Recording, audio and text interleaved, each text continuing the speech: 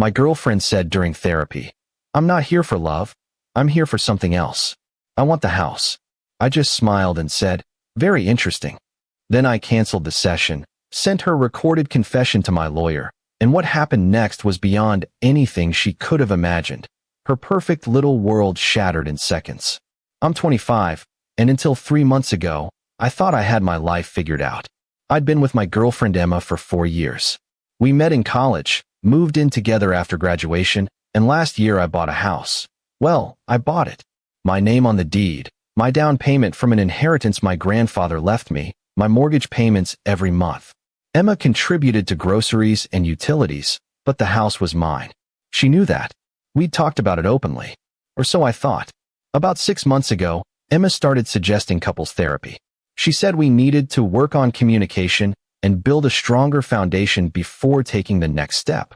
I figured she meant marriage, and honestly, I'd been thinking about it too. Things weren't perfect, but I loved her. So I agreed. Our therapist, Dr. Caroline, seemed great at first. Professional, neutral, asked good questions. The first few sessions were standard stuff, talking about our childhoods, our communication styles, how we handled conflict. Emma was always very articulate in these sessions, very prepared with examples and concerns.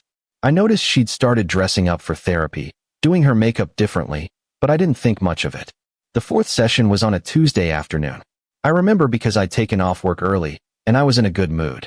I'd just gotten a promotion with a decent raise, and I was planning to surprise Emma with a nice dinner afterward. We settled into Dr. Caroline's office, and she started with her usual opener. "So, what would you both like to focus on today?" Emma leaned forward. "I think we need to discuss long-term plans. Specifically, assets and security." I nodded. "Sure, that makes sense. I've been thinking we should talk about. I want clarity on the house," Emma interrupted. "On my stake in it." I blinked. "Your stake?" We've talked about this. The house is in my name. You said you were fine with. That was before I invested 4 years into this relationship," she said, and her tone was different. Harder. "Before I gave up opportunities, before I put my career on hold to support you." "Put your career on hold. You work full-time. You've never mentioned feeling held back." Dr. Caroline intervened gently. "Let's try to stay focused on feelings rather than facts. Emma, can you express what you're experiencing?" Emma took a breath, and when she spoke again, her voice was calm, almost rehearsed. "I feel insecure. I feel like I've built a life in that house, made it a home, and I have no legal protection. If something happened between us, I'd have nothing. That's not fair." "But you knew the arrangement from the beginning," I said, trying to keep my voice level. "This isn't news. Arrangements change. Relationships evolve." She looked at Dr. Caroline, not at me. "I need to know that my investment of time and emotional labor is valued. I need equity." Something about the way she said it made my stomach drop. This wasn't a spontaneous conversation. This was planned. "What exactly are you asking for?" I said. She finally looked at me. "I want to be added to the deed. As a co-owner. That's the only way I'll feel secure enough to move forward." I sat back. Move forward with what? With us. With marriage. With anything. Dr. Caroline was watching us carefully. I could feel the room getting smaller. "Let me get this straight," I said slowly. "You want me to give you half my house, the house I bought with my inheritance, that I pay the mortgage on, as a condition of staying together?" "It's not giving me anything," Emma said, and now there was an edge in her voice. "It's recognizing my contribution. My worth." "Your contribution to what?" "The house I owned before you moved in. To the relationship. To the home we've built together." I looked at Dr. Caroline. "Is this normal? Is this what therapy is supposed to be?" She gave me a diplomatic smile. "Therapy is a space for honest communication. Whatever needs to be said can be said here." And that's when I understood. This wasn't therapy. This was a setup. Emma had been building a case, probably from session 1, documenting her contributions and sacrifices to establish some kind of claim. And Dr. Caroline, whether she knew it or not, was facilitating it. I pulled out my phone. "What are you doing?" Emma asked. "I'm checking something." I opened the voice recorder app I'd started using for work meetings. I'd actually recorded this session by accident. I'd left it running from a meeting earlier and forgotten to turn it off. "Actually, you know what? I think we need to pause." "Pause?" Emma's eyes narrowed. "Yeah, I need some air." I stood up. "Dr. Caroline, I appreciate your time, but I don't think this is working out. We're in the middle of a breakthrough, Emma said sharply. I looked at her, really looked at her. The makeup, the outfit, the prepared speech. The way she'd been angling for this conversation, probably for weeks. A breakthrough, I repeated. Right. If you walk out now, that tells me everything I need to know, she said. Funny. I was about to say the same thing. I didn't wait for a response.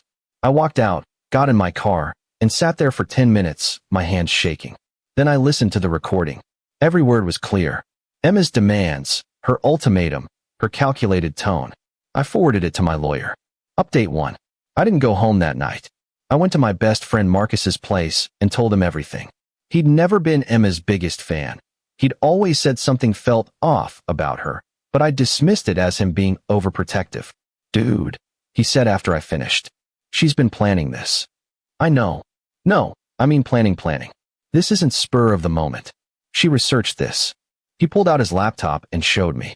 Apparently, there's a thing called common law marriage in some states, and palimony claims, where partners can claim financial support or asset division even without being married.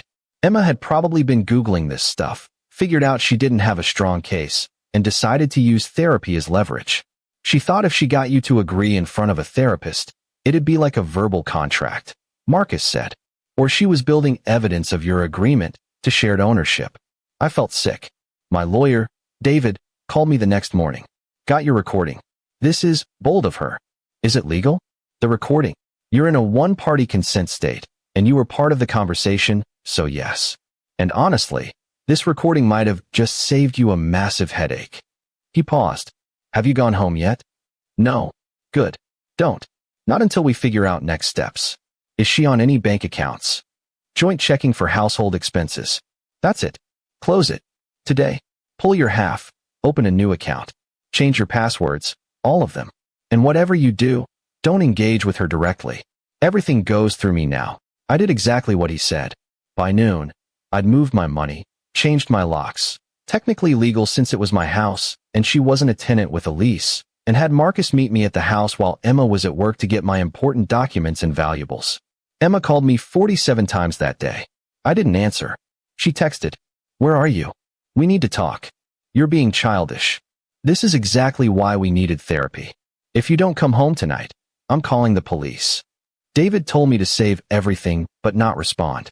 She did call the police. They showed up at Marcus's place around 9 p.m. I showed them the deed to my house, explained that Emma was not a legal tenant, and that I'd left her personal belongings untouched but needed space. They said it was a civil matter and left. Emma's text got nastier. "You can't just kick me out. I have rights. You're going to regret this. I'll take you for everything." The last one made me laugh. Take me for what? She had no claim to anything. Update 2. Emma hired a lawyer. I know because David got a letter 3 days later. She was claiming that we had an oral agreement about shared property, that she'd made substantial contributions to the home, and that my actions constituted financial abuse. David was almost amused. She's reaching. The recording kills any claim of an oral agreement, and she'd need to prove substantial financial contribution, which, based on what you've told me, she can't. So I'm fine. You're fine. But she's not going to go quietly. He was right. Emma started a social media campaign. She posted on Facebook about how her abusive ex had thrown her out with no warning and stolen her security. She didn't name me directly, but it was obvious. Friends started reaching out, asking what happened, if I was okay, if the posts were about me. I didn't respond publicly. David advised against it. Let her bury herself, he said. But then she went further. She showed up at my workplace. Security called me down, and there she was in the lobby, crying, begging to talk to me. "Emma, you need to leave. Please, just 5 minutes. I'm sorry. I messed up. I was scared and I said things I didn't mean. You hired a lawyer. You threatened to sue me. That's not saying things. I'll drop it. All of it. I just want to fix this." I looked at her, and for a second, I almost believed her. Almost. "If you want to drop it, have your lawyer contact mine. Don't show up at my job again." She tried to grab my arm. "I love you. Doesn't that matter?" Security stepped in. She left screaming about how I'd changed, how I wasn't the person she fell in love with, how I'd manipulated her. That night, David called. Her lawyer contacted me. She's willing to settle. Settle what? She has no case. I know. But she's offering to walk away clean if you pay her $30,000 for relocation expenses and emotional distress. I laughed. Actually laughed. Absolutely not. Good. That's what I told them. Update 3. The legal back and forth dragged on for 6 weeks. Emma kept trying new angles, claiming I'd promised her the house, that she'd paid for renovations she hadn't, that I owed her for unpaid domestic labor. Every claim fell apart under basic scrutiny. Meanwhile, I did some digging. I hired a private investigator, mostly to see if there was anything else I should know. Turns out, there was. Emma had been seeing someone else. A guy named Trevor she'd met at her gym. They'd been hooking up for at least 3 months, maybe longer. The investigator had photos of them together, texts, the whole thing. But here's the kicker. Trevor was married. And wealthy. Very wealthy. I showed David the report. So she was planning to leave you anyway, he said. She just wanted to take the house first. Or she wanted both. Me as a safety net, him as an upgrade. Either way, this changes things. If she pushes this to court, we can introduce evidence of infidelity and her ulterior motives. That'll kill any sympathy she might get from a judge. I sat with that for a day, thinking about what to do with the information. Then Emma made the decision for me. She filed a restraining order request, claiming I was harassing and stalking her. It was complete fiction, but it meant I had to go to court. At the hearing, her lawyer painted me as controlling and vindictive. Emma cried on the stand, talking about how afraid she was, how I'd destroyed her life.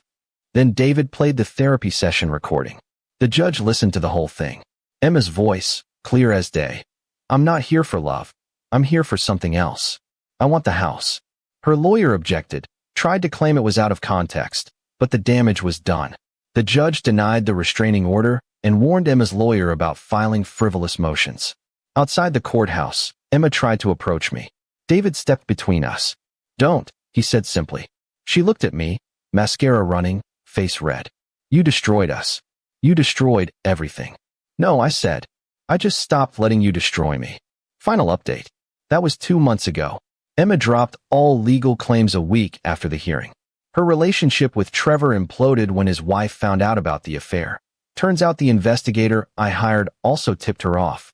Trevor's wife filed for divorce, and from what I heard through mutual friends, she took him for quite a bit in the settlement. Emma moved back in with her parents. She deleted all her social media posts about me after David threatened a defamation suit.